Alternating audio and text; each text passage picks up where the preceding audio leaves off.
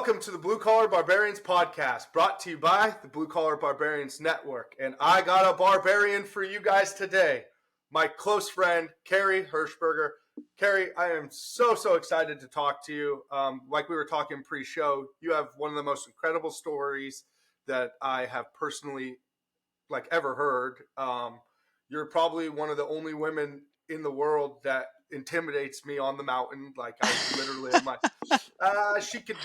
she could have the bigger deer, dude, because you just go hard, right? And on a serious note, somebody I admire very deeply. We've been friends for, I don't know, going on 4 or 5 years now through social media and different things like that. And I got just an insurmountable amount of respect for you and your now fiance. Congratulations on that. That's recent as well. Thanks. Appreciate that very much. And thanks for having me. I'm stoked to be here. Yeah, dude, I've been so excited literally all day. I was like, okay, cool. We got Kari tonight. This is going to be a hitter.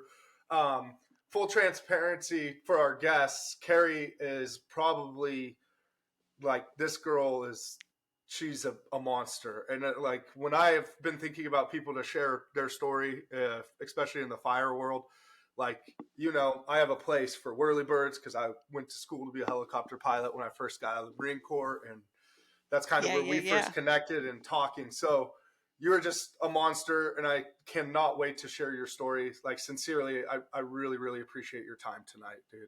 Thank you. Well, thanks. You flatter me. Hopefully I can live up to that.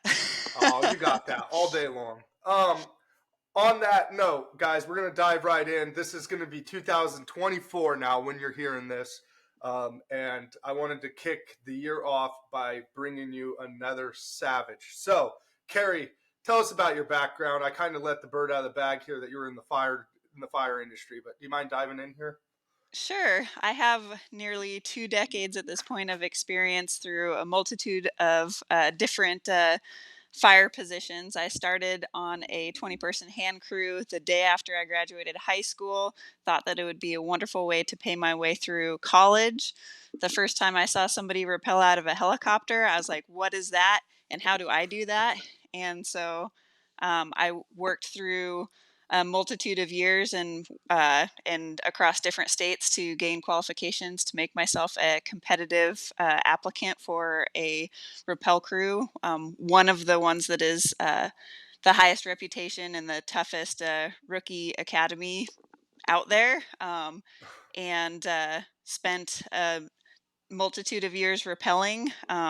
It quit being a job to just pay my way through college right when I started rappelling because I just became so passionate about it. It was such an incredible job. And for those of you that don't know, in the wildland fire realm, a rappeller, they do a multitude of jobs that everybody else does across a wildland firefighter's position. However, they have an additional skill set where you can rappel 250 feet down a rope into fires that hopefully you never get to hear about because we keep them small and then we hike out. So you live sleeping on a cardboard box for 4 to 7 days with 1 to 3 of your best pals, and then you pack out with 100 to 135 pound packs when you're done to a road, and somebody picks you up and you do it again. So that was one of the highlights of my careers within the Forest Service while I was a wildland firefighter. I then through, and we can go over this in detail later if you want, but through a few different fatality incidents and crashes that happened, it became really important to me to up my skill level, and my crew supported me in getting my EMT certification. And I became really passionate about that. So I transitioned into a short haul module, which instead of sliding down a rope when somebody's critically or catastrophically injured or ill, I get hooked 200 feet below a helicopter. They fly me in. I unhook, treat and package the patient, and fly back out with them. So that's your unique skill set within the wildland community. And I did that for a number of years and loved it, and started feeling that major burnout of 1,200-hour overtime seasons between May and October, being home only 8 days sometimes through that time frame. And so I transitioned into looking for something else, and I found that there are federal firefighters that do both wildland and structure. And so I leveraged my wildland experience to be a great candidate. And they provided me the training to up me on the structure side. So for the last going on 4 years now, I've been a structure firefighter for the U.S. Army. Wow, wow. So let me back up. That no. That was cool. But so this started, your whole journey started as trying to pay your way through college. Is Yes. that what I heard? That's where Yep. this all began for you. And then Yep. what was it like? So what was your first fire like for you? Was that like, were you hooked, you know? Oh, it was being on a hand crew is fun. Don't get me wrong, but um, I was hooked for sure the first year that I repelled. I knew that I wasn't going to be trying to use my degree that I did receive from the University of Washington. But I knew I wasn't going to pursue environmental science and resource management outside of my path as a firefighter after that point. The camaraderie, especially that I had within that position, some of the leadership that I was able to have and hopefully emulate through that position is something that I'll carry throughout the rest of my career. And yeah, just the level of professionalism you get on a crew like that. I really liked working with hard hitters and people that like to get after it the way that I do. So Yeah, and I could only imagine like seeing your journey on the mountain and just your personality and the tenacity that you carry yourself with. That makes complete sense. But I mean, walk me through this. So how long did it take you to go from a hand crew to get into rappel? I know you saw it and you were like that little meme, woo woo, what's that? Like, but yeah. how long did that? What was that process like? That took me 4 years. So my first Okay. 2 years, I was on that hand crew in out of my hometown of Chelan in Washington, and we got to go on some fantastic fires. Especially my second year, we spent almost the entire summer in remote parts of the um, Glacier Peak Wilderness, as well as up in the North Cascades National Parks. There were a multitude of fires up there in 2006, Tin Pan and Flick Creek, and then the tripod fire up in the Met How, which were all project fires. They lasted all summer long.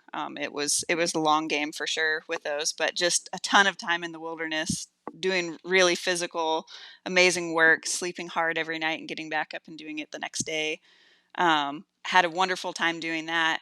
But that was the year that I saw somebody doing a proficiency rappel and said, I want to do that. My boss said, in all honesty, you're probably not going to get that training on this forest because there's so many people that are in line for helicopter training. And so I said, okay, well, then I'll probably be applying for other places next year. So that moved me down to the south rim of the Grand Canyon. I worked for the Grand Canyon National Park that next year. Um, on an engine, but they knew that my goal was to get into aviation, and so they supported me through that. And I spent a lot of time with their aviation program down there. They have an academy that they host and allow people from outside the organization to come in and train in different positions. So they were very pleased to work me in as a park employee as well with that. So you essentially, you just didn't take no for an answer. That's how you got into, Yes. that's how you got into the helicopters. Is you just said, okay, so you don't have a route for me, so I'll make my own, right? Like Yes. at all Yep. costs. And that took you And to the the next Grand Canyon. That's incredible. It was beautiful and amazing, and it showed you just some of the comedy about how people leave their brains on vacation. I have, um, yeah, just when you're a tourist, you just leave your brain at home. Watch people dangle their children over the edge of the Grand Canyon. Had to carry somebody out who had a heart related issue after they watched their son try to feed a squirrel a peanut, and the squirrel bit off part of the kid's finger, and so mom passed out. Uh, Released her bowels, woke back up again, had a heart issue in 100-degree weather. We had to hike her out on a backboard, all sorts of just really comedic and unique things uh, that it's funny to tell the stories about now, but I wouldn't want to carry somebody out of the bottom there again like that.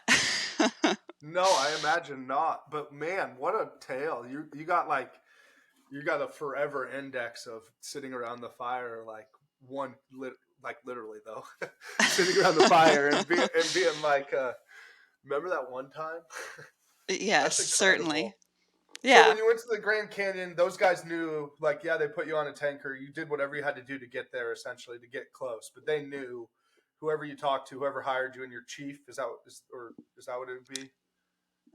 Yeah, they're called like on the wildland side they have fire management officers and assistant fire Okay, management officers, and the folks when they were doing the hiring and offered me the position knew what my end goal was. I think they were hoping I'd stay a little closer to home and just swap on into their aviation program, but my ultimate goal was to repel. After I'd seen that, I was just immensely curious about it. I wanted to do that. that's awesome. So then work us through that. Okay, so we get to the Grand Canyon. We're doing all this crazy dealing with chipmunks biting off fingers and people holding their babies over the edge and doing just losing their vacation brain is what we'll call it for time's sake. Yes. But uh, then when do you start to get around helicopters? You said they were respectful of your goals. So like, what's that look like for you? They have an aviation program, and they actually host a short haul crew as well down there. That was my first exposure to seeing what short haul was, but I wasn't medically certified yet. I hadn't been through some of those fatalities and tough accidents that I saw later in my career, so that wasn't really where my path had taken me yet. But they allowed me to accompany them on different missions because their helicopters, they have one that stays pretty much all the time in the park because of the fact that people have park brain and they're rescuing people and supporting Phantom Branch, which is the bottom of the canyon, and any of the biology work that's going on there. So they're doing sling loads or rescuing people pretty much consistently there throughout the year. So that helicopter stays there for the majority of the time. They also help with rescues up on in Zion National Park, and so it was really easy to, aside from the rescues, those are their own specialized thing. But all of those other missions, I was able to start to develop my familiarity with rotorcraft, and one of their other helicopters that they have there is allowed off the park, and that went on assignment into Northern California, and I was able to go and work is what they call hell attack on wildland fires up in Northern California for that year as well. Wow, that's incredible. And so you're at what at this point? Year five, year six? That was year 3. What? Yeah. Holy cow! Yeah. So your third year as a freaking wildland firefighter, and you're on heli attacks because you just went for it. I mean, Yeah, I made what I really wanted very well known and found people that were willing to support that and push through that. I received my helicopter crew member certification that summer, which was pretty much one of the last pieces that made me at least a an attractive or interesting candidate for a rappel program. When I was going through it, and trying to become a rappel candidate, um, it was a little bit more competitive than it is right now. Right now, the Forest Service is really hurting for wildland firefighters because of pay disparity between state organizations and structure organizations and the Forest Service. So they have a huge portion of their very certified and qualified workforce that are leaving. And so there's plenty of momentum or upward progression, I guess, within the community right now, even to the point where there are smoke jumper bases that are considering decreasing their physical qualifications because they're not able to uh, get enough rookies through their academies anymore, which is just unheard of. Uh, that's never happened before. You have people that want to be sky gods pretty badly normally and work to be the physical beasts that they require for it. But it's a different time right now, and we're just not recruiting and retaining as many people as they used to. So when I was going through it, pretty much you had to have your firefighter type 1 done, and they really wanted to see helicopter crew member, and hopefully have seen you in a few different facets of fire by that time, whether it was an engine and a hand crew, or a hand crew in a helitack program, or something like that. They wanted to see that you'd had some experience before you got there. So the next year was the first year that I really could have been a pretty decent candidate for repelling. I applied and was actually accepted, and asked to join a different rappel crew. My number two choice offered me a position, and I looked at the time schedule in which they'd want me, and it was about 2 to 3 weeks before I would graduate early with my college degree. And so I prioritized getting that stamp done, and pushing forward through that prior to pushing into the rappel community. So I worked on a hand crew one more year before I ended up rappelling. Dang. But that's cool to know, like, you had the invitation. I So did. essentially you just stuck to your guns and finished whatever you needed to finish, right? Like, just so you could say you were done with college and not skimp, right? But Yeah. so you could have made it in 3 years, 3.5 years. My fourth year, I could have been rappelling, but I think I was I was more mentally prepared and physically prepared, and I had accomplished one of the other tasks that I had set out to accomplish, getting my Right. college degree. And so I was ready for it, and I was hungry for it at that point. So it was a good fit for me at that point. Yeah. So I bet you that made it even more sweet for when you succeeded, right? Because yes, you got the invitation, but damn, the time doesn't work out. And then in the back of your head, I'm sure while you're freaking fighting fire all summer on that hand crew, you're probably thinking about, like, oh, I could be a Rotary bird, but you're still proud of yourself, right? Because you did what you set out to do. That's incredible. So then, like, let's talk about, before we jump into the helicopter side of things, let's talk about what it's like to be, like, what's it like coming up? What's the day in the life of somebody in a hand crew? I mean, that's rough work, right? Yeah, it can be. So there's the glamorous side where you're actually on a 14 to 21 day assignment, and doing some really amazing work, whether it's burning out, or whether you have the fire that's pushing the line that you just created, or chasing slops or spots or other things like that. Those are the really exciting moments. But there's a lot of monotony to being on a hand crew too. There's the days that you're waiting for your ticket to get punched. You're waiting to get that off force dispatch to be able to go and fight some of those big fires. And so while you're at home, at least on the districts that I came from, you're a fuels resource. So you go out every day, you get to work. Uh, when you're not on a fire incident, it is built into the agreement that firefighters are, at least federal firefighters, are allowed an hour a day to PT, to make sure that you're ready to go on those incidents, and physically fit. So you usually work out for an hour, some kind of group PT, whether it's a chain run, an Indian run, a run for speed, some kind of calisthenics, some push-ups, pull-ups, all sorts of stuff that you do together and cheer each other on and root for each other. And then you go out in the field and you run a chainsaw all day, limbing and thinning and stacking piles, and uh, not the glamorous things that you see with, firefighters hiking up a hillside with trees torching behind them, or what have you. But there's a good portion of your summer that isn't filled with that adrenaline. And it is work that I certainly took pride in, because I love those landscapes in the outdoors, as you well know, and I want to see those maintained for people well beyond my generation. And so knowing that you're providing those fuels treatments that are going to allow that landscape to be more resilient to fire in the future and be able to continue to have trees is a pretty spectacular thing to me. But it's, it's a labor that you have to find. You have to, as we were talking earlier before we started to record, you have to find, you know, the positive, or you have to find the why in some of those day-to-day operations, because you get hired to be a firefighter, and sometimes you don't see fire for a few months.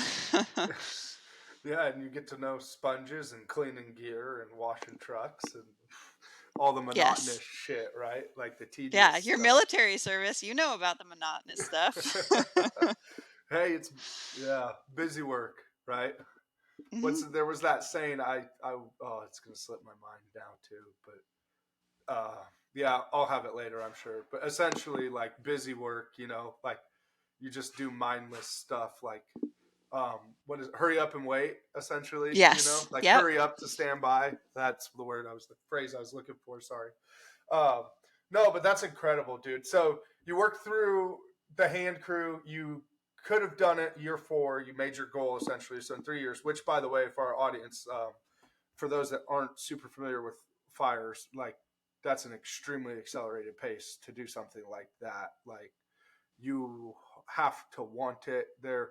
In 2012, I want to say, like I thought I was like looking at becoming wildland. I just got out of the Marine Corps, was going to do it on summer stuff, and it wasn't that I couldn't have done it, but it is very competitive. You have certain timelines. You have to do these certain fire test thing, PT test thing to even be considered, right? You have to go. For us, I think we had to go to walk at some track and get timed with a ruck and different shit just to pre-qualify, and then there was a slew of paperwork and certifications that you had to and I'm just doing this off the top of my head. You would actually know that, right? And so, but anyway, I know that like looking at the prestige, right? Like the smoke jumpers or doing what you're doing, the rappel, like that's typically like what's the average person do that in? Uh, at the time, probably 4 to 6 years was a good average. Anymore, that time frame, like I said, has kind of shrunk just because um, we're not getting as many people, and that you're not getting as many of the go-getters anymore, and we're not retaining those skilled forces as much as I hate to say it, but Yeah, that's the truth at this point. So and that sucks, and that comes down to money, huh? yeah, and just that quality of life, and there's the saying.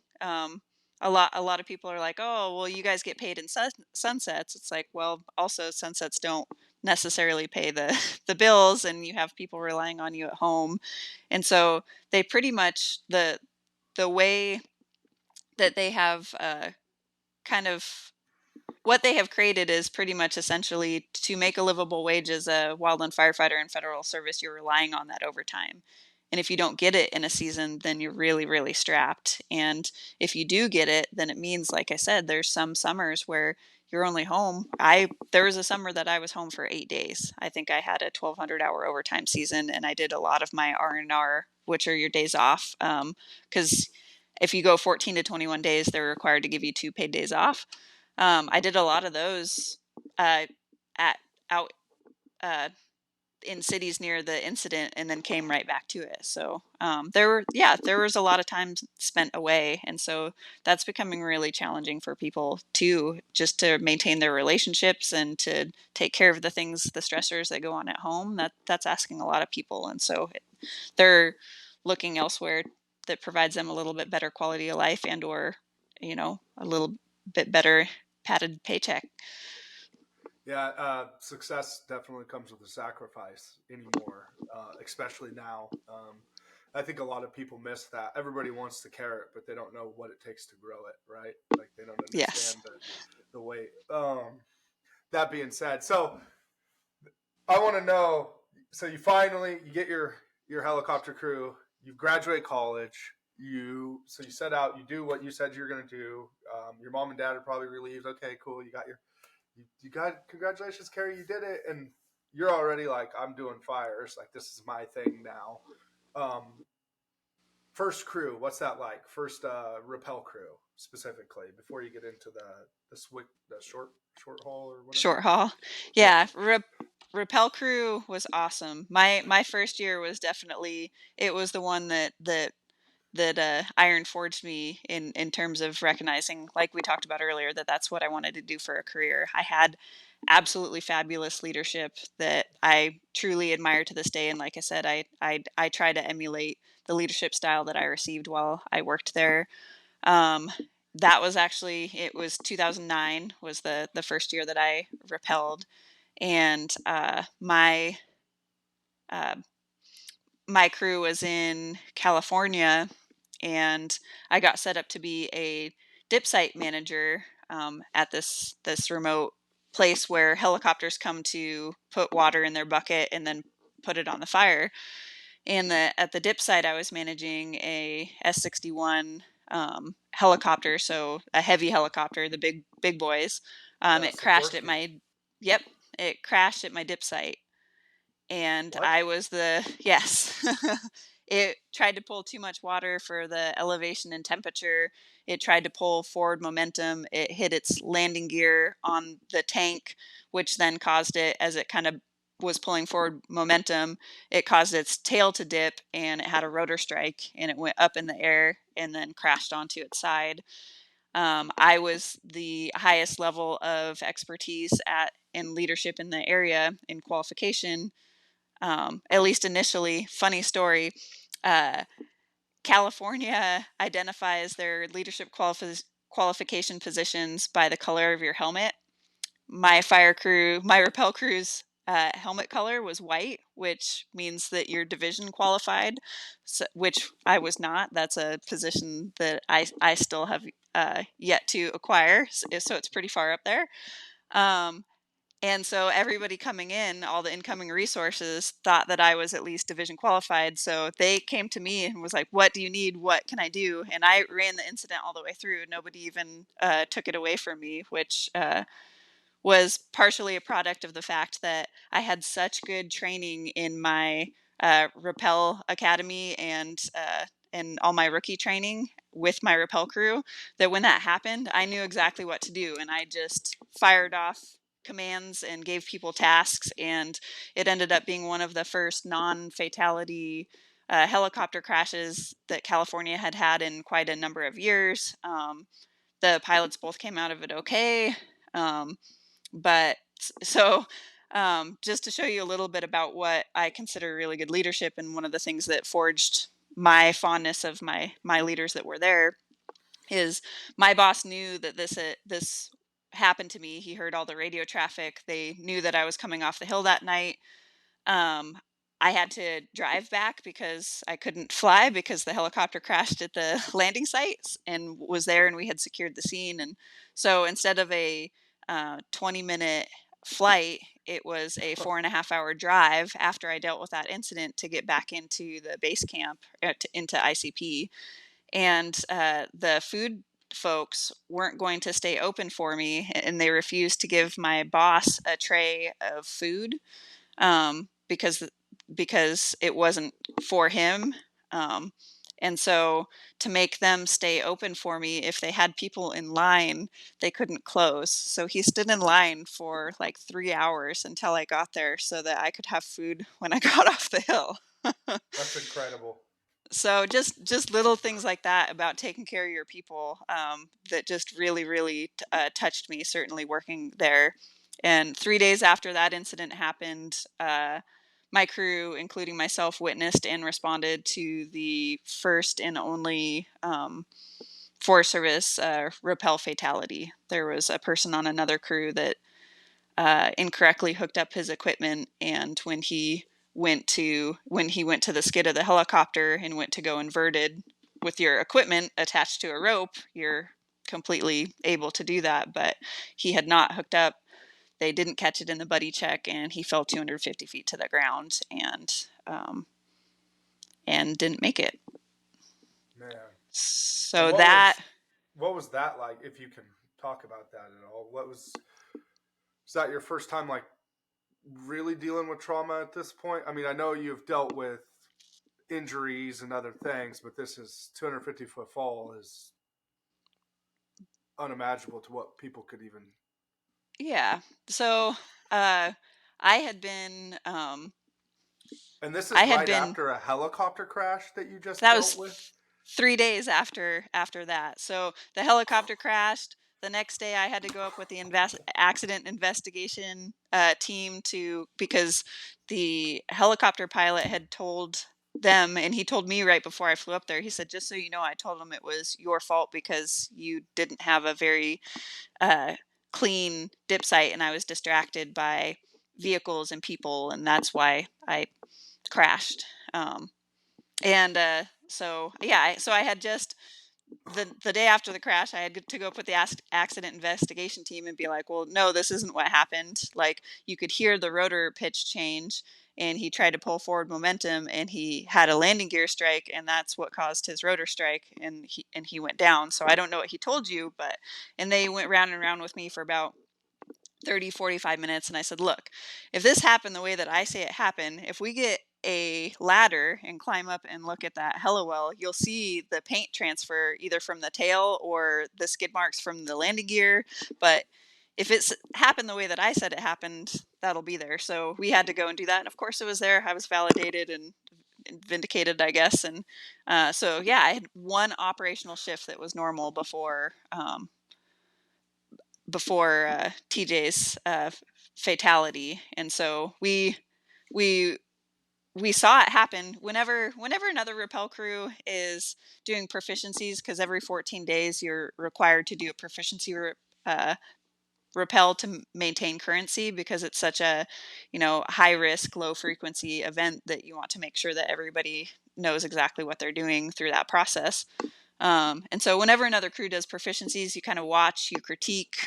Did they go fully inverted? Did they, how smooth are they? So of course we were all watching when it happened, and so our crew, including my supervisor, was first on scene, first to try to provide patient care. And you're looking at this person that's in, the yellow that you see of wildland firefighters and the green pants, and he's got a flight helmet on. And so, like, you could picture any one of your buddies under there, right? And for me, never having gone through something like that before, I didn't have the medical knowledge to know that there wasn't really much that we were going to do to be able to help TJ.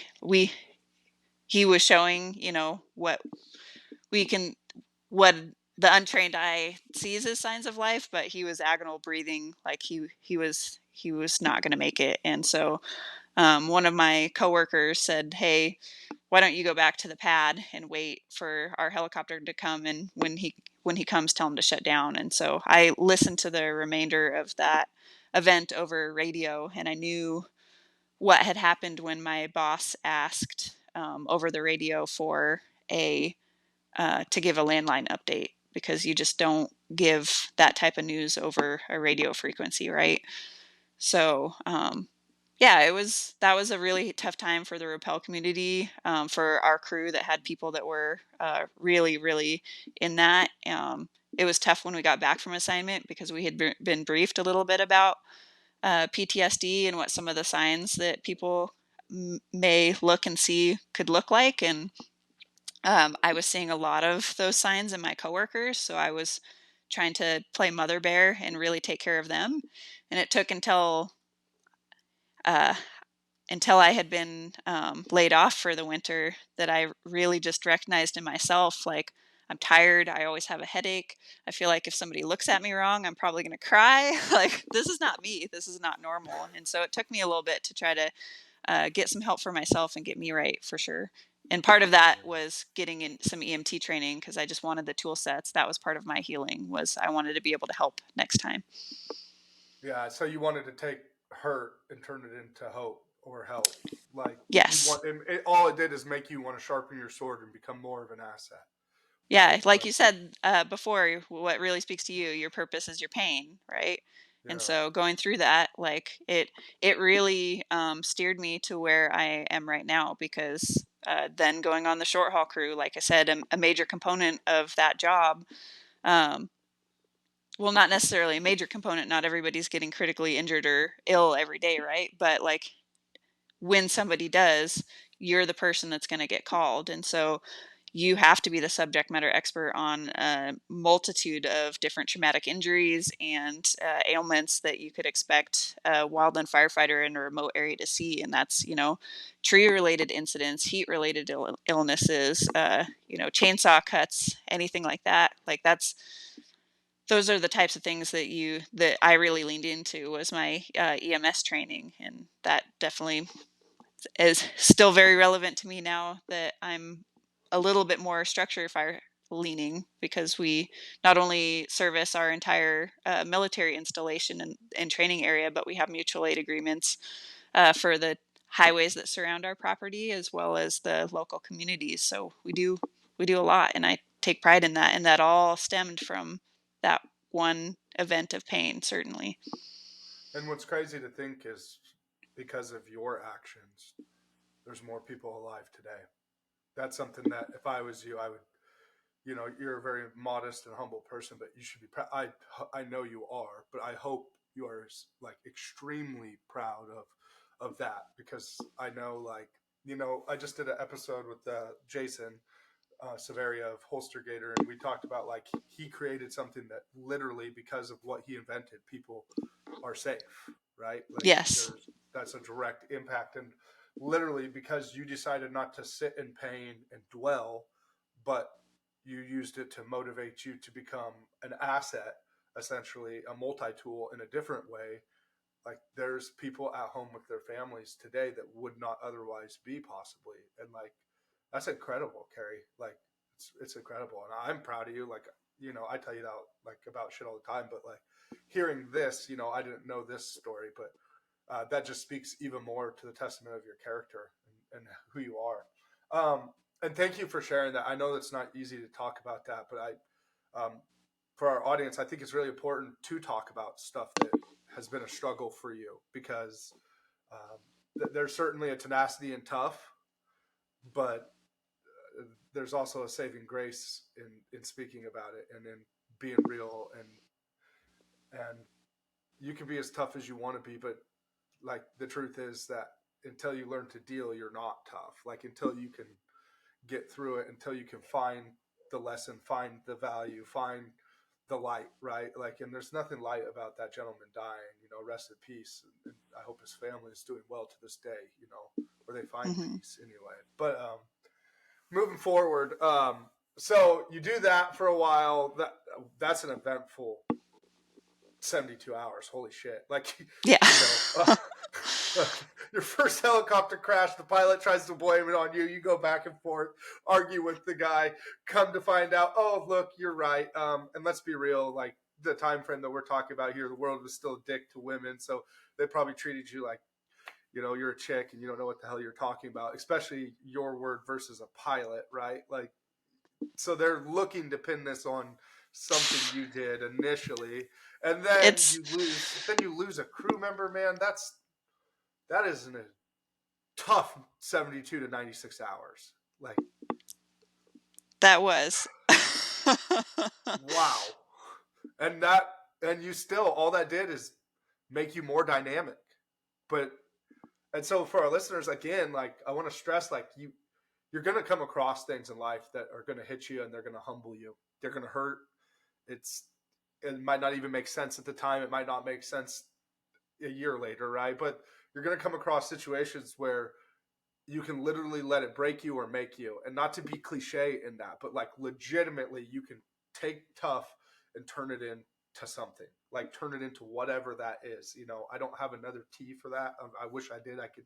Sometimes I got it, but I don't. I Yeah. just know that tough and trauma, like trauma and tough, can become like literally a turning point. How's that? Because Yeah.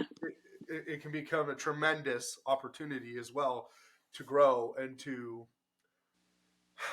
just to really become a better version, a better variant, if you will, and like in your case, an even more of an asset.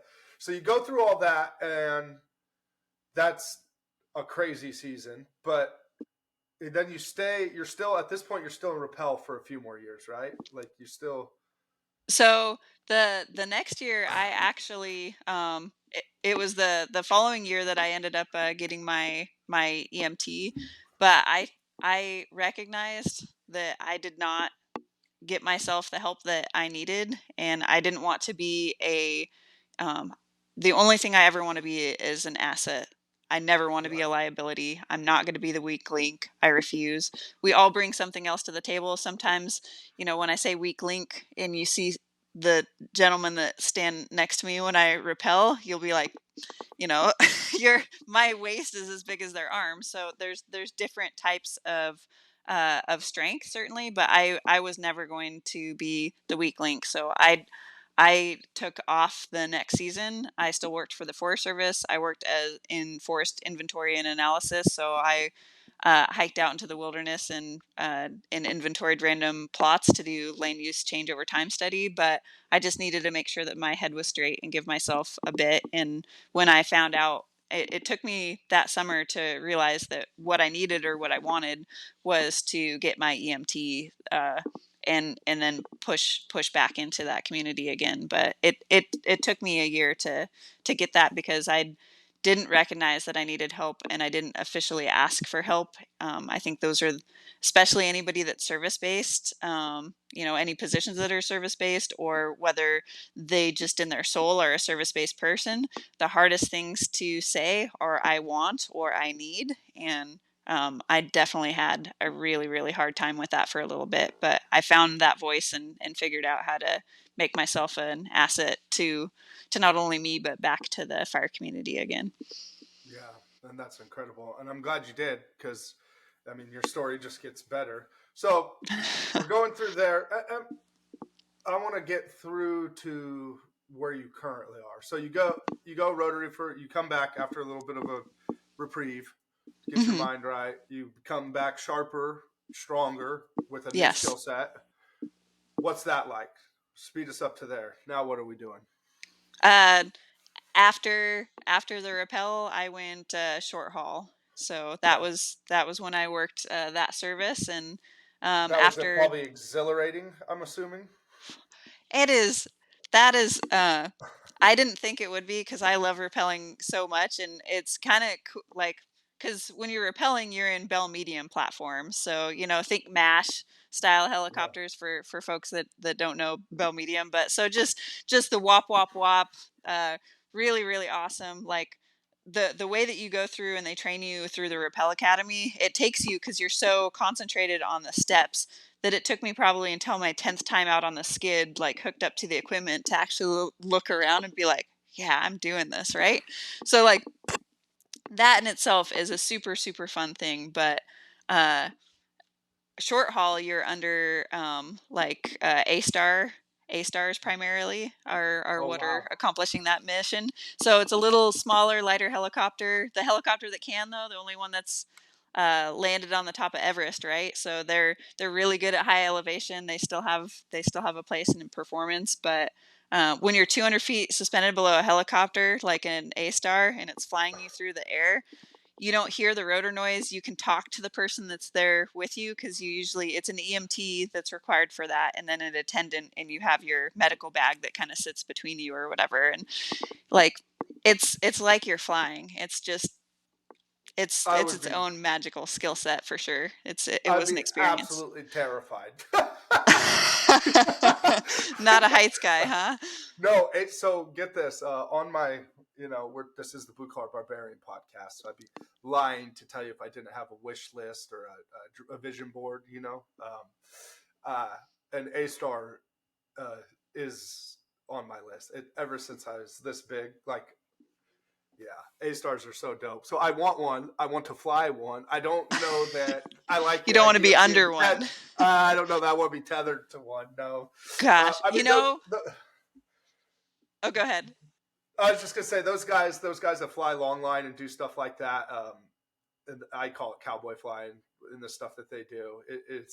They are artists. They are magicians. They are just incredibly, incredibly talented pilots. So like that wouldn't be, but like for our audience, helicopters aren't supposed to fly anyway. Like they defy gravity as it is. They really don't make sense to begin with. So being hooked to the bottom of one, and you're saying you don't even hear the rotor wash or nothing. It's just No, you hear like the wind rushing by, and that's about it. But you can have a conversation with the person at almost talking volume. And yeah, it was fantastic. But yeah, like, to talk about those pilots, the reason that I had such faith in them, to even be considered for a short haul pilot, they have these set of pillars that they have to keep a weight in between for. I don't remember whether it's 5 or 10 minutes. They can't go above it. They can't let it touch the ground. They can't let it touch the sides. Those guys, they're required. You stick your hand out to accept the ring that you're going to hook onto. they have to be able to place it in your hand. They have a 1-step rule, kind of like for basketball or whatever. Like you have to have a foot that's planted. You can take 1 step, but otherwise they have to be able to put that in your hand. So the level of artistry that those guys have in that aircraft is just unparalleled. I loved the pilots that I worked with during my time doing that. Yeah, and those A-stars are fast too. They are. Those are just such cool. The only other one that's cooler is that little MD-500, but just because it's nimble, you know, and it's a workhorse. But anyway, I'll digress. So you're flying through the air. You're flying through the air 200 feet. What's that like? Does it just dawn on you one day, like, I did it? Like, holy shit! Like, Yeah, it's pretty awesome. And you know, my supervisors doing that really, they understood what they were getting with me. We talked about this before we hit the record button, but for me it was most important, especially having seen really great management and I didn't really address it, but some pretty poor management. I wasn't chasing a career ladder. I was chasing quality work environments with high reliability organizations that could get after it the way that I wanted to. And my bosses knew that. And I was involved in one of those organizations when I was on the short haul and the rappel crew. But my short haul bosses knew that the position that I filled on the crew was a GS5, which is it's the lowest permanent position that you have on a short haul crew. So I'm not paid very well. But I was qualified by my second year in doing positions that were at my very top boss's level. So I was wow. hella base manager. I was in charge of $350 million worth of aircraft on one of the hella bases I was managing. I was a short haul spotter, so I was the one in the aircraft with the pilot instead of suspended on the line. So I was an added supervisory position. I was helicopter manager, so running our day-to-day operations and missions that we had. So yeah, it was I liked the challenge, but it made me really nervous because I was punching well above my level, and the liability of taking on some of those jobs, being paid the pittance that I was not going to be able to afford the lawyer fees if something did go wrong, and if a lawsuit were to happen. So that was a little troublesome, but it was also a really great challenge, and I love that they were able to put that faith in me. You want to talk about being a barbarian, dude? Like, this is literally the story of you just grab if you can put your hands on it and influence it, you do. Like, I want this. This is what it's going to take, and the sacrifice in this case is time and money, right, for you. But Hmm. what?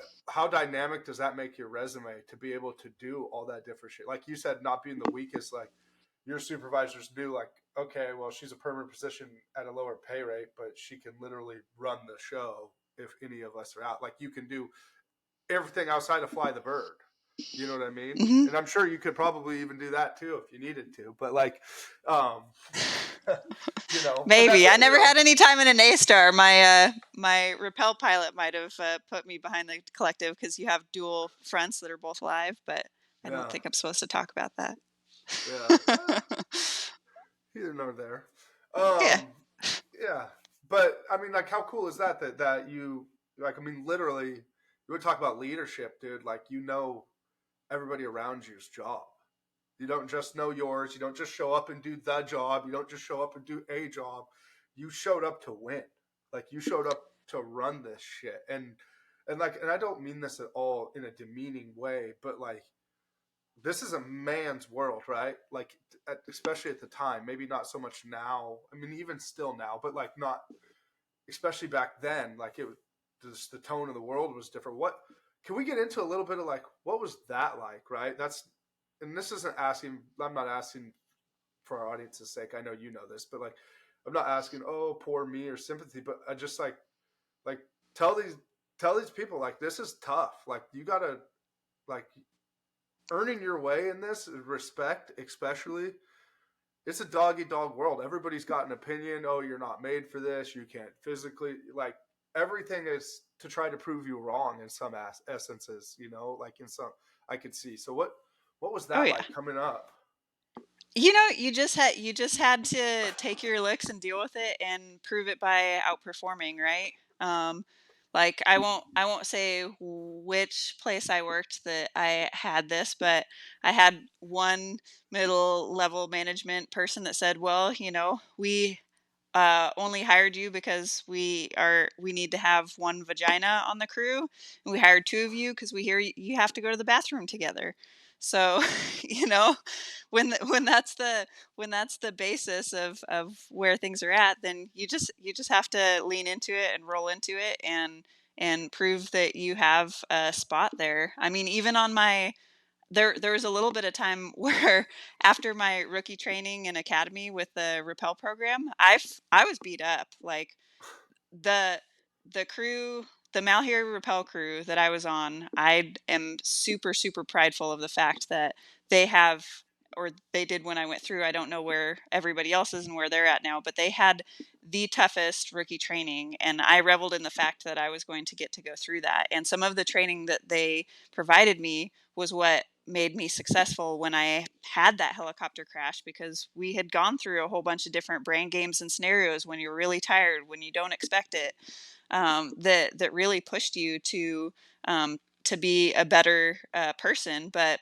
the first day that I showed up for that crew, they had a little gym. I showed up early, and I hear just this death metal, dooga dooga doo, dooga dooga doo, dooga dooga doo, kill my mom, and this person just screaming, and I like go in there, and there's this guy just like hulking around the biggest weights that they have in there, just throwing them around, screaming to this music or whatever. And come to find out, this hulk of a man is like one of my trainers. And so like he physically beat us up every single day. You're doing 2-a-day workouts to be on a rappel crew, to you were kind of talking about the very basic entry level ruck that you have to do for any wildland position, and that's called the pack test. So 45 Oh yes. pounds in 45 minutes, it's 3 miles.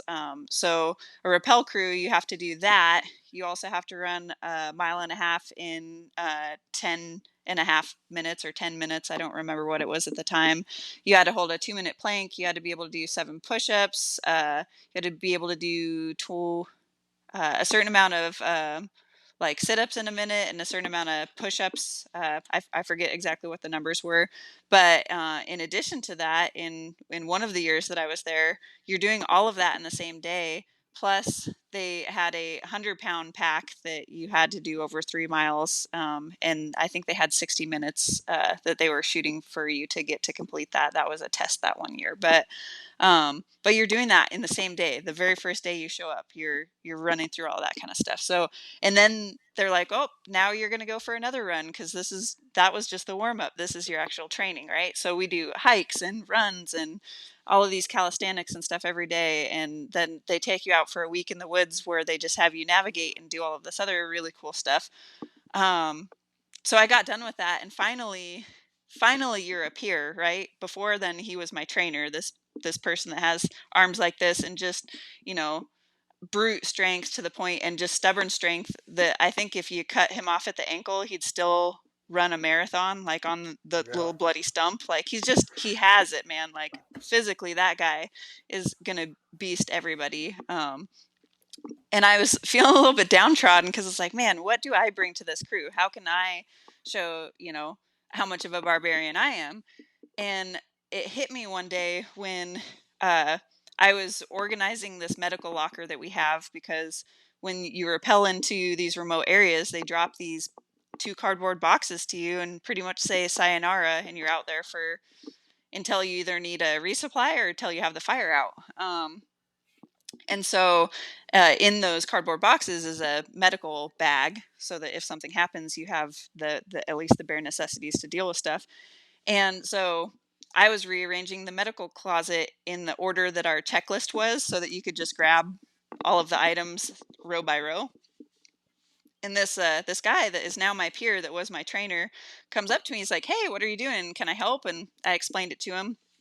It was one of those metal cabinets, like the old school ones, the double doors, that have like there's this much of a lip on both sides, that like there's still space behind it, but you know, but you have to be clever about it. So I'd put the boxes in their order, and in order to fit the last box in, you had to put it in first and then the second box in. Otherwise, the lip would prevent you from being able to slide it in there, right? So, like, I had been doing this for a couple of rows. He asked if he could help out. I'm turned around, not paying attention, and I hear him like, "Rrr, rrr," and I turn around and he's trying to slam the box, like, just, using all that brute strength that we just talked about to slam that box in the corner. And it's like, hold on, you know, take this box out, slide that one in, put this one here. It's like, okay, that was my light bulb moment, like, aha, like, I belong here, because you have to have people that think outside of the box. There's the time and place for the guy that can just absolutely smash things, but you have to have some critical thinkers. You have to have some people that are willing to take you to another level or have some of that creativity. And that's one of the things that I brought to that crew. And so, like, that to me, as a woman in the field, is something that I've always considered, because I don't have the testosterone that you guys are fortunate to have, right? So, like, we talk about it, like, there's Olympic records for males and females, and they're different, by a long shot, for a reason. So I'm not going to pretend that I'm going to go head to head and compete perfectly with a person that has all of that gift of testosterone. But I do bring other things to the field, and a lot of that is just, a very team oriented attitude and somebody that really wants to get something done. And I'll work harder and longer and push past some of those people that have that God given physique and gift, just because I want it more.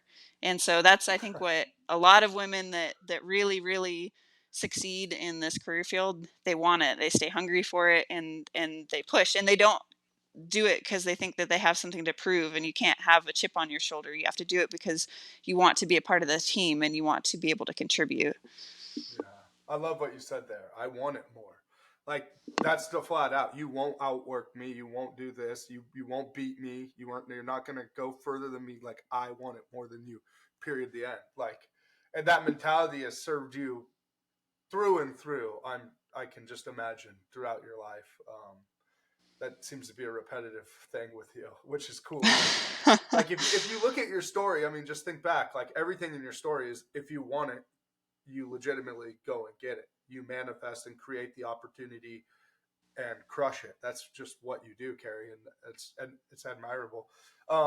It's admirable, excuse me, about you. And I just, man, that's so powerful. So you did that for just an incredible story. And I know that we're kind of speeded up here, but you fly, you're hanging off, you're doing this, you're doing all these different positions, managing helicopters. $350 million in assets is a big deal, by the way. It felt It's a like a really big deal. it's a really big deal. And then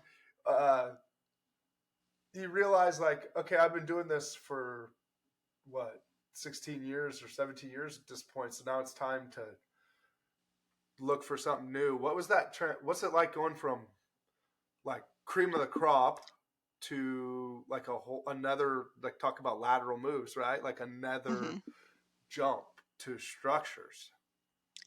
it was really nerve wracking. It's a huge risk, right? It's outside of my comfort zone. I've built myself up, especially in the aviation community, to be a subject matter expert. I have bosses that are super supportive of me and recognize my value, um, and you go from a position where you continue to be offered these training opportunities, and like I said, you know your value, you don't have to prove it, to going back to the very bottom of the barrel. And the department that I walked into initially, even though it's the same one I work for now, was very different when I walked in. And I was the first female that they had in over, a couple of decades. I think one person said since the 80s. I think that there was one gal before that, um, sooner than that, but it sounds like she got absolutely spit up and chewed out and taken out of the organization by just the acidity of the environment. So I knew I was going to have a challenge, and you know even trying to learn how to throw a 24-foot ladder by yourself. The first couple times I did it, the first instructor that I had was like, well, you just throw it up on your shoulder and then you just do this like this and, just rotate it up here and just do that. And for me, especially as somebody that's a little bit shorter, the mechanics of that just don't work. And so I looked at another guy that was fairly short like me, and I didn't say like, hey, you're short, like tell me how you do this, but I was like, hey, do you have any tips for me? And he's like, yeah, here's your tip, you just don't belong here. And so it Wow. was a huge like rebirth, having to reinvent myself, having to reprove myself. And we got rid of a few really acidic personalities about a year and a half ago.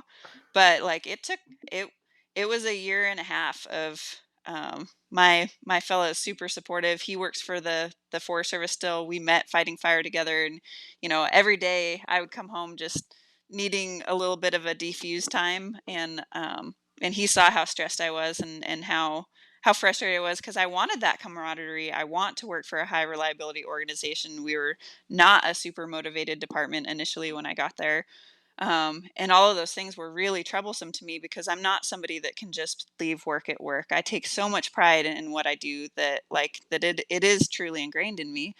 And I'm glad that I stuck it out. I ended up getting pretty pretty strong recognition and accolades because we had a whole bunch of turnover that was happening, and I knew that it was happening. So I worked really hard on recruiting people that I would be prideful to work with, a lot of which that came from the Forest Service. So I, am partly responsible for some of that mass exodus we were talking about from the organization, because I drew a whole bunch of people in that I was like, this person's a beast, this person's a beast, this person has a ton of experience doing this kind of stuff, this person would be an asset, and they all have great attitudes. I want them. And so I pursued a lot of people. I took time out of my own personal time on days off, helping people write resumes and review resumes and answering questions about the process. My chief, anybody that called him and inquired, he sent them to me. The union sent everybody that contacted them to me. And so we ended up having a really, like, for us, an amazing improvement in our recruitment and the people that we got from that. And we moved to a new fire station and, like I said, got rid of some of those acidic personalities. But it's an amazing department now, something that we can be really proud about. And we still have work to do, and we'll continue to work on that because the work's never done. We can keep sharpening, keep getting better, but it's really awesome to see. But it takes some tenacity, and it takes the ability to just try to out survive some people sometimes, especially if they have a really negative attitude and don't sink to their level. Figure out a way to overcome the obstacles that you have, and not in spite of them, but despite those people. That's incredible. So did you get a promotion with that too then, with these accolades you got? No, I ended up with because I work for the U.S. Army. We talked about that. I ended up with uh, a few challenge coins from some pretty upper ups within the organization, which is certainly an honor. And I did receive a small one-time financial incentive, which was really generous. It wasn't what I was seeking at all. All I wanted was to work with good people. So Yeah, that's anything else was incredible. a bonus. That's incredible, dude. Like that, and that last little bit there when you're talking about like, okay, so I didn't like this, but rather than let it defeat me, I defeated it, and it took your personal time. It took, and we talked a little bit when you were going through some of the stuff you went through, and there was, I remember when I talked to you, you were struggling, pal. Like Hmm. you were going through some stuff. So to hear that you're where you're at now on this, as far as like you've completely changed the environment, like that just goes to show like you are the asset. You could literally take you, Kari, and insert you into whatever situation, and you can be the change.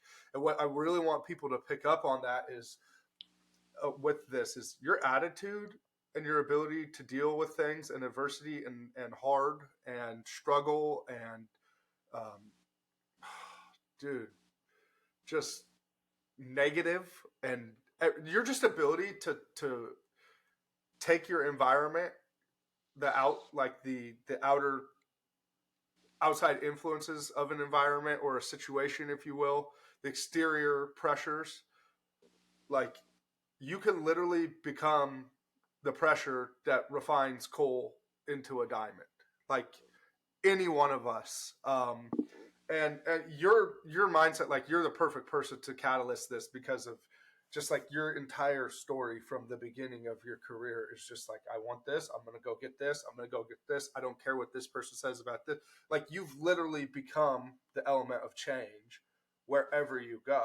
Like that's what makes you an asset. Like no matter what your strength deficits may be or your size or all the little shit, the gender, any of that bullshit, all that aside, like your biggest strength is you're an acolyte. Like literally, you could take you and plug you into any environment, and voila, we have a working organism, right? Even if it Mm-hmm. takes a second to get going, like a cold start or something, right? But like, Mm-hmm. what I really want people to understand though, because like this is so important, like the right attitude and a little bit of grit your teeth and being willing to bear a burden for a little bit, like you guys can literally change the situation. If you're at work right now and you're listening to this and you're like, man, the people I work with are toxic, which is, hey, there's a lot of people in those positions. Let's be real. Like Yeah. a lot of people, if you're at work right now listening to this, you're like, man, my environment's toxic or my circle, my friends, like, hey, you can literally be that guy that shows up or gal that shows up tomorrow and be like, I'm not going to let my attitude contribute to this anymore. And you can Yeah. become an agent of change. And when you do this, it's not necessarily the first or the second or the third or the fourth or the 100th even or the 1,000th. But I promise you, your leadership for those that are looking to grow, they will take notice. It will Mm-hmm. happen where you will become noticed. And it all starts with a little bit of a heart and attitude adjustment. Would you agree with Yeah. that? I agree totally. Like there's nothing in my bones or sinew that wants to work with 100 of me. I cherish and love diversity. Like I would that would be so boring. But like the attitude of I want to work with people that want to work in a high reliability organization. I want people that are motivated. I want people that want to take pride in whatever job it is that you're doing. Like, we joke all the time. I mean, yeah, firefighters get to do some very glamorous things from time to time, whether it's rescuing somebody from a vehicle fire or accident, or saving animals from one of the calls that we had this last year is taking animals out of a burning veterinary center, things like that are fairly glamorous, and who doesn't love saving somebody's pet, right? Mm, But the person that I want to work with is the person that takes just as much pride in that stuff as they do, because we also joke about the fact that we're paid janitors because we start every day by mopping and sweeping our entire station and taking out all the garbages and cleaning all the toilets and stuff. I want somebody that takes pride in our station and the little things just as much as we do some of those once in a million shots that we also have. Like, I want somebody that can have a good attitude doing both of those things. Not saying right. that saving a life isn't more important than scrubbing a toilet, but I want somebody that can find pride in and recognize the betterment of the group by putting their best into both tasks. And I think that is something, no matter what, you can lean into. You can lean into a good attitude and trying to improve your work environment and improve the quality of the products that you're putting out. Yeah. No, that wonderfully said. And dude, your story has just been incredible. This leads us to like this is a perfect spot to parlay because you're spitting fire right now, and I want to keep that coming. Especially like I want to get into some of the frequently asked questions, our FAQ questions, and just because I want to tap your knowledge, and then I know you got to eat dinner and enjoy some time with your fellow before getting back to work. So I got to ask you the staple question, dude, and you know it's coming. It's the Hmm. question of the show, especially from you. What is a blue collar barbarian to you?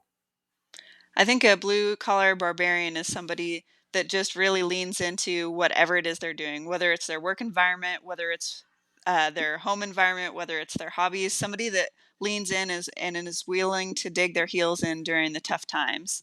I want to see the person that can recognize, as we were talking about earlier, because we've definitely all had some hurdles these last few years, right? Like Yeah, recognizing that at some point, if you lean in hard enough, you're going to get over all of those hurdles, but leans into them and doesn't just fall flat and say, "Oh my goodness, look at another one." I want somebody that leans in and pushes through some of those trying times and makes their world a better place for it. absolutely. Hey, I'll take that answer all day long. I mean, to me, like we kind of joked about this off air, what a blue collar barbarian is. I kind of was telling you, like, or even on air, we talked about this. Isn't just the guy that shows up and does this, clocks in, clock out. Like, no, like you gotta have there's got to be a tempo to that heartbeat, right? There's got to be a Hmm. purpose, and you might not even know what it is, but there's got to be something that makes you tick, something that gives you that just extra little. You know what I mean? Somebody that's willing The to turn the edge. bass. Yeah, somebody that's Yes. going to turn the bass up. You know what I mean? Like, let's go. Like you said on the details thing, like just a second ago, like you joke about being janitors, but you're right. No, it's the person that wipes the piss off the seat. It's the person that sees the shopping cart that's not put away in the stall and goes and grabs it and walks it and sets it back in the stall to clean up. It's the guy that doesn't walk by trash. He picks it up and throws it in the trash can, even though it's Hmm. right next to the trash can and it wasn't his mess. It's the person that sees somebody struggling and maybe helps open a door for them or helps them across the street. Like the barbarian is that person that goes the extra mile, that goes the fucking Yes. distance, And whatever does it that distance is. unwitnessed. The Yeah, person that doesn't have to say it, they don't have to get, accolades for it. It's just it's for their soul. The person that does it to build their soul and continue to work on themselves is a true barbarian to me, certainly. yeah, no, perfect. Going right, continuing along with this. So this is a good one, especially for you. But what character traits do you see missing, like in the workforce today? And this isn't targeting like an individual, like, but like what's something that's missing? Because when I think about this, I'll preference this. Like I think like one of the things that I see uh, missing personally is like there's people don't act with intention anymore. Like there's just Hmm. no. It's just, oh, he told me to do that, I'll go do that. But like, hey man, you know that like you also to do that you should do this and that. There's just no pride, right? Like no. So so that last word that you said, you took it right out of my mouth. And like there's to me there's a difference between pride and arrogance. And I think that we Yes. still we have arrogance and abundance, but I don't see the quiet pride anymore. There's a difference. And I've said this even to some of my female friends, you look at it even as the the person that they're attracted to is clearly just this arrogant person, and yet they're attracted to it because they're mistaking arrogance for confidence and pride, right? And I don't know how we get back to just that level of pride versus arrogance, but it seems like we have arrogance in spade, and yet the pride and duty, I guess, is definitely a little bit lacking for me, and I hope we can figure out a way to push the needle back the other way. Yeah, and so with that, would you say, um, like what, like maybe a little bit of humility is missing as well? Then Yes. is that a Yeah. fair I think assessment? yeah, I think so. It's yeah. Yeah, I don't know. Like I could see that. I want to caution people though. Like you do need to be confident. You don't need to be Yes. arrogant. You don't need to be arrogant, but you do need to have confidence. Like it's okay to know you got it, but Yes. Those are two separate things though, and yeah, anymore people yeah, see them as two sides of the same coin, and they're not. yeah, There's confidence and pride in what you do. Like my confidence level, and granted I'm still growing, I'm still learning, especially having had a decade and a half in wildland fire and much less than that in structure fire. I'm still building my confidence in the structure side of things. Like there's crew members that I would absolutely have take the lead on certain situations. If there's a kid in a second story of a window with a fire surrounding him, I'm definitely going to be looking at my captain to just give me orders, and I'm going to follow them, and we're going to get that guy out. But I'm definitely not taking the lead in that situation because I'm new to it. But um, so there's building your confidence in a skill set, um, and having some pride in that. But there's some people that even I know that would be like, stand aside, let me do this, I can do this all on my own, and that's not the best result. The best result is what's best for that kid in that window, right? So Yeah. just making sure that you're doing what's best for the overall mission and goal and team, and really setting everybody up for success is, there's times to re-examine that even in yourself. Like, am I doing this for me, or am I doing this for the team? Is this the best outcome for us or me? Yeah. Check your ego at the door. Yes. All right. What is a piece of leadership advice you'd give to women today? So I specifically want to ask you that for our lady barbarians out there, and you are out there in force, and I see you, I respect you like deeply, but you've been, like we kind of covered briefly, because we didn't want to get into all the petty stuff, because your story is more on resilience, right? It's not about the fact that, oh, you experience hard. It's about that you took hard and created results with it, right? You became Hmm. an asset. So, but what's something you'd give to women today? Like, I mean, you're the perfect gal to give somebody leadership advice, dude. I'd say that competence is strength. Uh, Mm, you know, don't necessarily think that you have to overwork or overprove. Like, build your skill sets, build into that, and with that, and the ability to say these words, because they're important. I think whether you're a man or a woman, but I sure. don't know. Uh, and then the next words, let me find out. Just being able to admit when you don't know is going to gain you so much more respect at all levels than making up an answer or flying by the seat of your pants or anything like that. Recognizing that you don't have to be a jack of all trades. For example, when I was in wildland, there's a guy I know, he's got a steel chainsaw tattoo on his arm. He was probably born revving a chainsaw. uh, I'm not going to pretend that I know more about cutting down a tree and the technicalities of rebuilding a chainsaw than that guy does, right? So use other people's strengths and let them showcase those, because we talked about that difference between arrogance and confidence, right? Let them Yeah. showcase their confidence and let them showcase their skill sets that they have pride in. So don't try to do everything by yourself. You have That's like, you're part of a team. Build the team, build the strength. Yeah. No, incredible answer. And yeah, that's wisdom. I mean, that men, take note. Go ahead and rewind this. Listen to that again, because it applies to you just as much. Like it applies to all of us. Yeah. I don't know. Let me find out. No, incredible advice. Like, and like, go and do the research yourself, dude. Like, just find out for real. You know. Yes. My final question: how can someone stand out coming into the wildland community? What's somebody that like? How do they stand out to you? uh well, one thing that anybody will tell you, because it is important, is take pride in the shape that you come in. Like, know what type of crew you're coming into, know what their expectations are for you, prepare for that.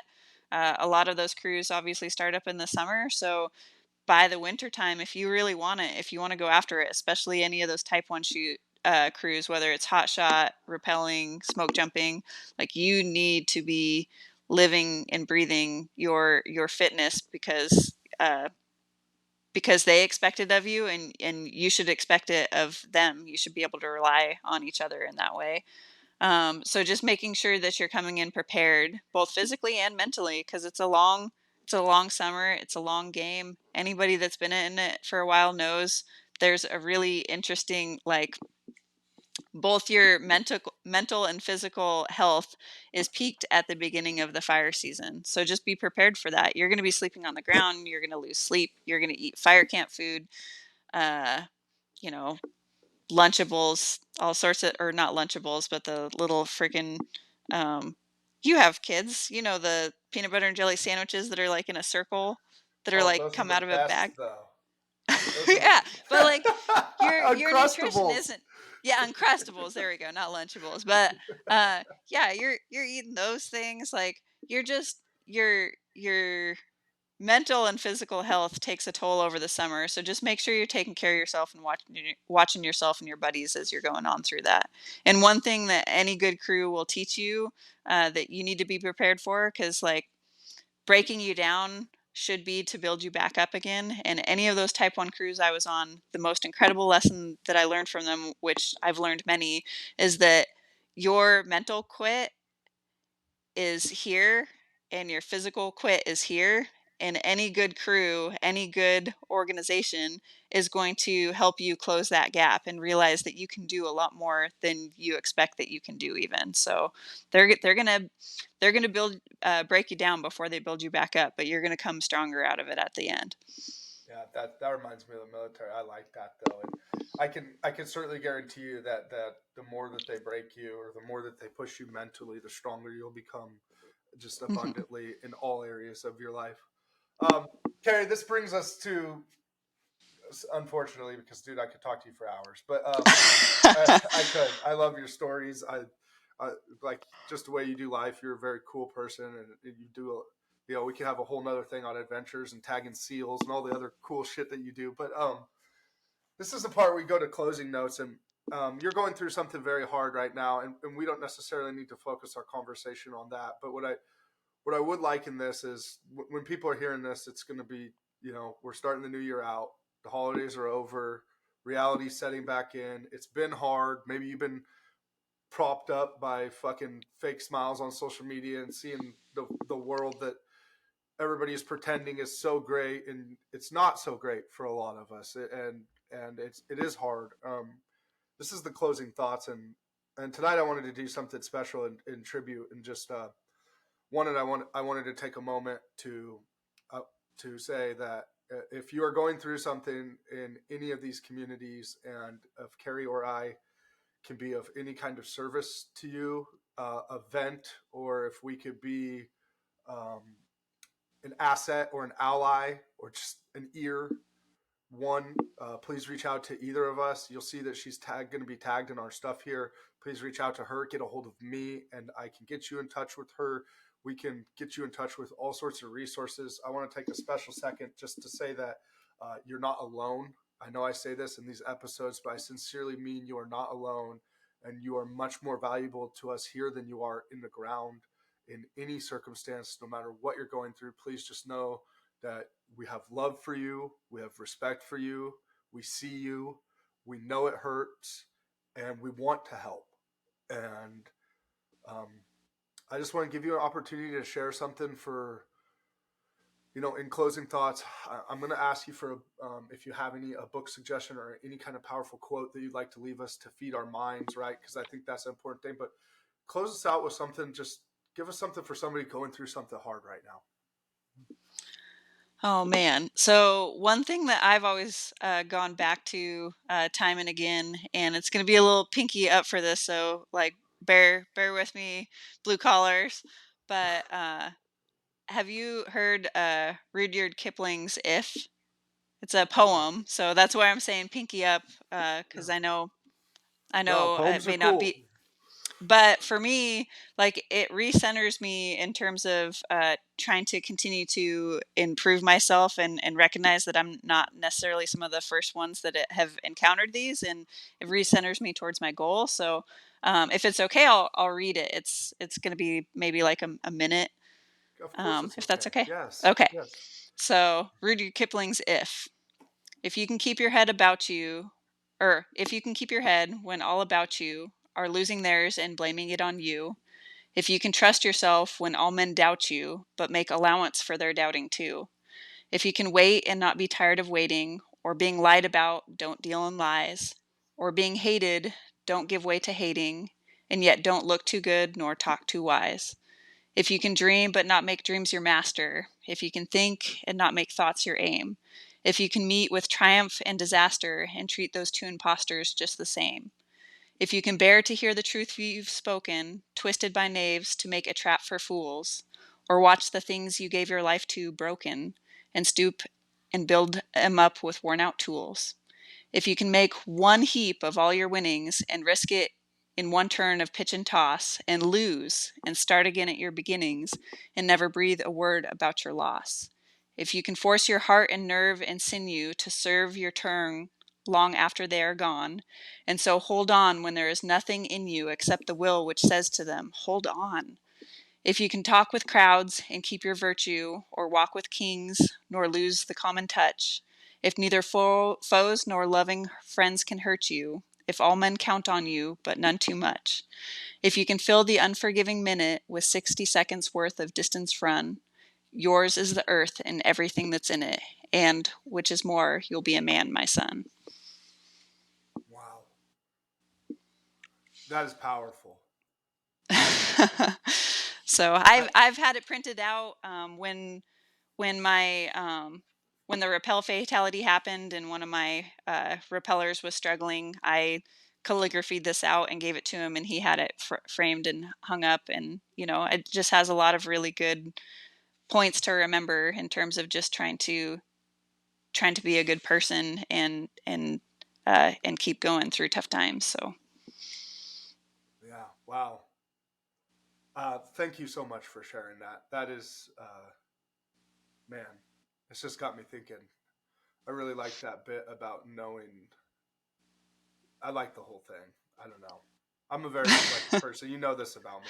That's just, yes. it's very deep. I appreciate you sharing that so much. And listen, what I want to do for you is I want to take just a couple seconds here of silence, and out of respect for your fallen, uh, your comrade, your brother, essentially, if you will. That'd be okay with you if we do that? Yeah, absolutely. Okay.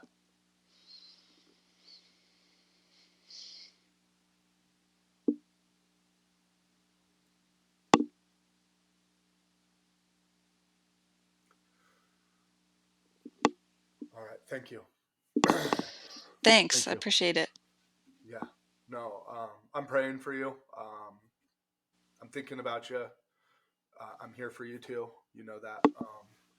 I really want to thank you for taking your time to come on this show, spend an hour and a half with me, and just tell your story in a different way. Um, like I meant everything I said at the beginning in the introduction. Like, you're one of my favorite people. Like, I've loved our friendship over the years, and I am over the moon to see that you're uh, getting married and that your life is developing, and to see you just continue to crush. And like, sincerely, like, I'm so happy for you, dude. Like, uh, I never really got to tell you thank you for your help and your support of me and some of my other endeavors. I'm not going to list them here, but you know what they are. Hmm.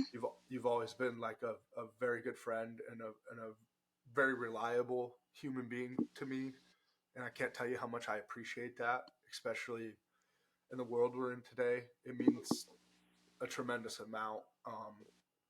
So if I can do anything for you going forward, or if this show, our network, if we can do anything to support you, any of your crew, your guys, we would love to do whatever we can to do to help, especially as we grow. I'll probably be in touch to try to send you guys some stuff and do, you know me.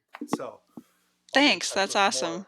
Yeah, I'll be in touch with more. Let's crush it this year, and let's talk more about trying to get out in the woods together at some point. That would be fun. Yeah, absolutely. We got a bear to kill.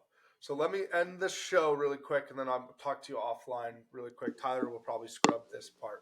But so, Kari, thank you so much for coming and for sharing just your powerful story, and for helping our audience understand that navigating hard times is very, very much doable, and that dealing with trauma is, I mean, honestly, it's just part of the game anymore in the world we live in. You're an incredible person. You're an incredible asset, and I can't wait to see what people take from this. Thank you so much for coming on, and we'll see you guys on the next one. Thanks.